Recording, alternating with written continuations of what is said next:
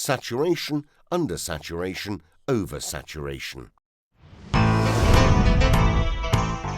Heller, Mager and von Schrotter used Henry's law to describe how nitrogen dissolves in the tissues, but in actual fact, the law is only valid for slightly soluble fluids.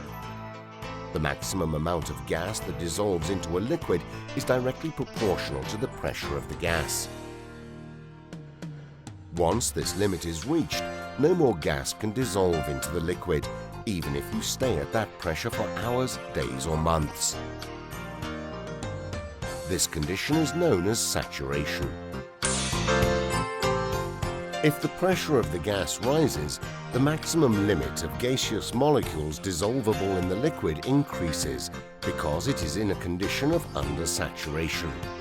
So more gas molecules can pass into the solution until a new state of equilibrium is reached. If we decrease the pressure, the liquid will be in a state of oversaturation, so the gaseous molecules move from the liquid to the gas until a condition of equilibrium is reached.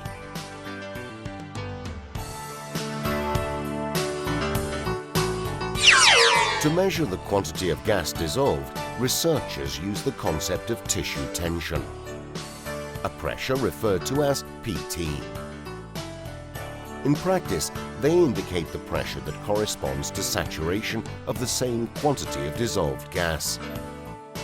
In this way, it is easy to compare the different pressures: ambient pressure P, tissue tension PT. After a certain time, a tissue in contact with a gas at ambient pressure, which we will call P0, is in a condition of equilibrium, that is, in saturation. Consequently, the tissue tension has a value equal to that of the ambient pressure. Let's now immediately increase the ambient pressure, which we will call P1. As soon as the ambient pressure rises, there is a difference between this and the tissue tension, which has remained what it was previously. It is this difference, P1 minus PT, that pushes other gas molecules to pass into the tissue. When this happens, PT increases and the difference in pressure falls, P1 minus PT, lessening the force and reducing the speed at which the gas molecules pass into the tissue. Finally, after a certain interval of time, the tissue becomes saturated for the new pressure condition, P1, and the tissue tension PT now has the same value as P1. Returning the ambient pressure to the value of P0, there is once again a difference between the ambient pressure and the tissue tension, which is still equal to the value of P1. This time, the difference is PT minus P0, as this time it is the tissue tension that has a higher value than the ambient pressure. This means that more gas molecules are dissolved in the tissue than that permitted by the condition of saturation. The tissue is said to be in a condition of oversaturation. This time, the difference PT minus P0 forces the gaseous molecules to leave the tissue and return to the gas. Also, in this case, the rate of elimination is initially fast and then gradually slows down. After a certain time, the tissue again reaches the equilibrium for the new condition of saturation for the ambient pressure P0. Its complete over-desaturation has taken place.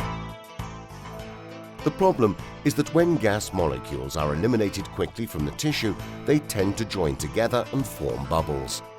For example, this is what happens with fizzy drinks. Opening the bottle cap causes a sudden fall in pressure, and the gas leaves the liquid quickly and forms lots of bubbles. Bubbles that form in the body can cause dangerous embolisms, and there are just two ways to prevent bubbles forming. Lengthen the time in which the pressure change occurs, or find out what the maximum acceptable pressure which does not cause a rush of bubbles is, and once that value has been reached, stabilize the ambient pressure for a certain length of time, after which another change in pressure can be made, and so on.